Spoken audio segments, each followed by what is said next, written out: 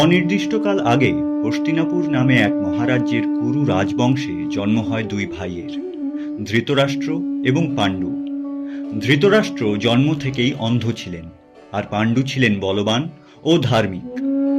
অন্ধ হওয়া সত্ত্বেও দুই ভাইয়ের মধ্যে বয়োজ্যেষ্ঠ হওয়ার কারণে সময় এলে ধৃতরাষ্ট্রকেই হস্তিনাপুরের রাজা ঘোষণা করা হয়।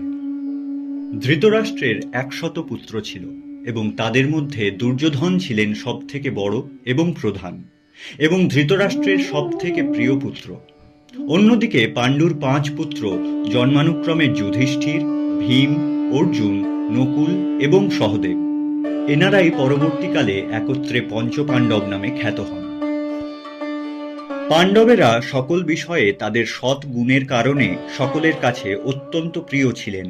অপরদিকে ধৃতরাষ্ট্রের পুত্রেরা তাদের অপগুণের দৌলতে সকলের কাছে ছিলেন অপ্রিয়। বাল্যকাল থেকেই পাণ্ডবদের প্রতি ধৃতরাষ্ট্রের পুত্রদের মনে ঈর্ষা ও শত্রুতা তৈরি হয়। দুর্যোধন বহুবার পাণ্ডবদের ছল করে হত্যা করার চেষ্টা করেন, কিন্তু প্রত্যেকবার পাণ্ডবেরা তাদের ভাগ্যের সহায়তায় অক্ষত অবস্থায় বেঁচে ফিরে আসেন। পঞ্চপাণ্ডবের স্ত্রী ছিলেন দ্রৌপদী। অর্জুন দ্রৌপদীর স্বয়ম্বর সভার শর্ত অনুযায়ী মাছের চোখে তীর নিক্ষেপ করে তাকে বিয়ে করে নিয়ে আসেন।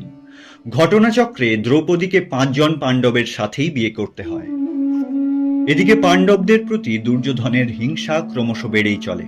একদিন তিনি পাশা খেলায় তার কপটাচারী মাতুল শকুনির সহায়তা নিয়ে যুধিষ্ঠিরের সাথে প্রতারণা করে তার রাজ্য, ধনসম্পদ, তার 4 ভাই, এমনকি পাণ্ডবদের স্ত্রী দ্রৌপদীকেও ছিনিয়ে নেন। ভর্তি রাজসভায় দ্রৌপদীকে অপমান করা হয়। ধৃতরাষ্ট্রের আরেক পুত্র দুঃশাসন রাজসভায় উপস্থিত সকলের সামনে দ্রৌপদীর বস্ত্র হরণ করার চেষ্টা করলে সেখানে প্রকট হন বাসুদেব শ্রীকৃষ্ণ, এবং ঘটনাস্থলে তিনি দ্রৌপদীর সম্মান রক্ষা করেন। পাশা খেলায় হেরে যাওয়ার ফলে দুর্যোধনের নির্ধারিত শর্তানুযায়ী পাণ্ডবদের সস্ত্রীক 13টি সম্পূর্ণ বৎসরের বনবাস এবং 1 সম্পূর্ণ বৎসরের অজ্ঞাতবাসে যেতে হয়। এই সময়ে শ্রীকৃষ্ণ পাণ্ডবদের পাশে থেকে তাদের বিভিন্নভাবে সাহায্য করেন এবং আগামীতে আসা সকল দ্বন্দ্বের জন্য তাদেরকে মানসিকভাবে প্রস্তুত করেন। অজ্ঞাতবাস শেষে পাণ্ডবেরা হস্তিনাপুর ফিরে এসে নিজেদের রাজ্য ফেরত চান, কিন্তু দুর্যোধন তা দিতে সম্পূর্ণরূপে অস্বীকার করেন। এমন সময় নিজেদের অধিকার ফিরে পেতে যুদ্ধ অনিবার্য হয়ে পড়ে। যদিও দুপক্ষই ছিলেন কুরু বংশজাত, তবুও যেহেতু পাণ্ডুর পুত্রদেরকে কুরু বংশের সমস্ত অধিকার থেকে বঞ্চিত করা হয়েছিল, তাই তাঁরা পৃথকভাবে খ্যাত হন পাণ্ডব নামে, এবং অপরপক্ষ অর্থাৎ ধৃতরাষ্ট্রের 100 পুত্র খ্যাত হন কৌরব নামে। দুর্যোধন কৌশলে তার পিতামহ, সেকালে আর্যাবর্তের সর্বশ্রেষ্ঠ যোদ্ধা মহামহিম ভীষ্মকে নিজের পক্ষে যুদ্ধ করবার জন্য বাধ্য করেন। তাছাড়াও দ্রোণাচার্য, কর্ণ, অশ্বত্থামা ইত্যাদির মতো শ্রেষ্ঠ যোদ্ধাদেরও তিনি কৌশলে নিজের পক্ষে করে নেন, এবং তার সাথে থাকে তার অপরিমেয় সৈন্যবল। অন্যদিকে পঞ্চপাণ্ডবের পাশাপাশি যুযুধান, রাজা বিরাট, কাশীরাজ, অভিমন্যু সহ পাণ্ডবদের অন্যান্য পুত্রেরা, শিখণ্ডী ইত্যাদি সহ আরও বিশিষ্ট মহারথীরা থাকলেও পাণ্ডব পক্ষ ছিল তুলনামূলকভাবে দুর্বল। তাদের সৈন্যবলও ছিল কৌরবদের থেকে কম, কিন্তু যুদ্ধে তাদের সাথে অর্জুনের সারথী রূপে উপস্থিত ছিলেন শ্রেষ্ঠ কৌশলবিদ এবং পরম শক্তিমান বাসুদেব শ্রীকৃষ্ণ, যার কেবলমাত্র উপস্থিতি যুদ্ধে পাণ্ডবদের প্রাবল্য বহু গুণে বৃদ্ধি করে দিয়েছিল। কুরুক্ষেত্রের পবিত্র ভূমিতে যুদ্ধ করবার জন্য সমবেত হয় কৌরব পক্ষ এবং পাণ্ডব পক্ষ। শুরু হয় মহাযুদ্ধ।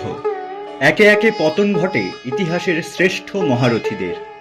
উভয় পক্ষকেই হারাতে হয় তাদের বিশেষ যোদ্ধা তথা আপনজনদের। শ্রীকৃষ্ণের নিপুণ রণকৌশলে একটু একটু করে ভেঙে পড়তে থাকে কৌরব পক্ষ। ভীষ্ম, দ্রোণাচার্য, কর্ণ, শকুনি ইত্যাদি এবং দুর্যোধন সহ ধৃতরাষ্ট্রের 100 পুত্রের পতন ঘটে যুদ্ধে। 18 দিনের ভয়াবহ যুদ্ধের শেষে দুর্যোধনের পতনের সাথে কুরুক্ষেত্রের যুদ্ধে জয় হয় পাণ্ডবদের। কৌরব এবং পাণ্ডবদের মধ্যেকার এই সংঘর্ষই মহাভারতের মূল বিষয়, কিন্তু যা কেবল ওপর থেকে দেখা যায় মহাভারতের জ্ঞান তার থেকে অনেক বেশি গভীর। মহাগাথা এই মহাভারত ভারতবর্ষের এক অমূল্য সম্পদ। এটি কেবলমাত্র একটি কাব্যগ্রন্থই নয়, এটি ভারতবর্ষের সংস্কৃতি, ঐতিহ্য এবং ইতিহাস। মহর্ষি কৃষ্ণ দ্বৈপায়ন ব্যাসদেব রচিত সম্পূর্ণ মহাভারত থেকে আমরা ধর্মের শিক্ষা পাই। তাছাড়াও মহাভারতের বিভিন্ন ছোট বড় ঘটনা থেকে আমরা সম্পর্ক, কর্তব্য, শ্রদ্ধা, ন্যায়, নীতি, আধ্যাত্ম ইত্যাদি আরও অনেক বিষয়ের জ্ঞান পাই। মহাভারতের এই নানান ঘটনাগুলির মধ্যে অন্যতম একটি হল কুরুক্ষেত্রের যুদ্ধক্ষেত্রে অর্জুন এবং শ্রীকৃষ্ণের মধ্যে ঘটা এক মহান দর্শনমূলক সংলাপ, যা মহাভারতের ষষ্ঠ পর্ব অর্থাৎ ভীষ্ম পর্বের অন্তর্গত। ভগবদ্গীতা হচ্ছে এই বিশেষ সংলাপেরই সংকলন। কুরুক্ষেত্রের যুদ্ধের প্রথম দিন যুদ্ধ শুরু হওয়ার আগে অর্জুন বিরোধী পক্ষে নিজের স্বজনদের দেখে তাদের বিরুদ্ধে অস্ত্র ধারণ নিয়ে মানসিক দ্বন্দ্বে পড়ে যান। কৌরব সৈন্যদলের মধ্যে কেউ কেউ ছিলেন তার শ্রদ্ধেয়, কেউ বা ছিলেন তার পূজনীয়, আবার কেউ ছিলেন তার গুরু। তার জীবনে যাদের স্থান ছিল সবথেকে ওপরে, সেই স্বজনদের বিরুদ্ধে অস্ত্র ধারণের কথা ভেবে তিনি বিষাদগ্রস্ত হয়ে পড়েন। এমতাবস্থায় তার শ্রদ্ধেয় এবং মিত্র বাসুদেব শ্রীকৃষ্ণ তার উদ্ধার করেন। শ্রীকৃষ্ণ মানসিক দ্বন্দ্বে ভুগতে থাকা অর্জুনের সমস্ত প্রশ্নের উত্তর দেন। তিনি অর্জুনকে কর্মযোগ, জ্ঞানযোগ এবং ভক্তিযোগের জ্ঞান প্রদানের মাধ্যমে জীবনের প্রকৃত পথ প্রদর্শন করেন, যা ভগবদ্গীতায় মহর্ষি ব্যাসদেবের দ্বারা সংকলিত হয়েছে। ভগবদ্গীতা শুধুমাত্র ধর্মীয় নয়, বরং একটি চিরন্তন জীবন দর্শনের বার্তা দেয়, যার মধ্যে আত্মজ্ঞান, কর্তব্যপরায়ণতা এবং ঈশ্বরের প্রতি সম্পূর্ণ আত্মসমর্পণের গুরুত্ব তুলে ধরা হয়েছে। এতে 18টি অধ্যায় এবং 700টি শ্লোক আছে।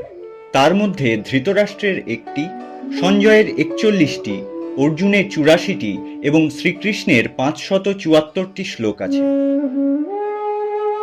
ভগবদ্গীতার প্রধান বক্তা হচ্ছেন শ্রীকৃষ্ণ।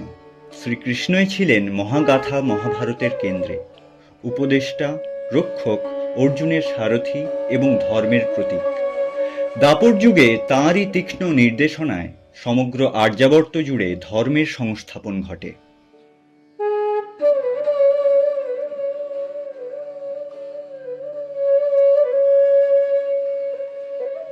প্রণাম এবং কৃতজ্ঞতা জানাই কৃষ্ণ কৃপা শ্রীমূর্তি শ্রীল অভয়চরণারবিন্দ ভক্তি বেদান্ত স্বামী প্রভুপাদের প্রতি তাঁর থেকে পাওয়া অনুপ্রেরণার জন্য।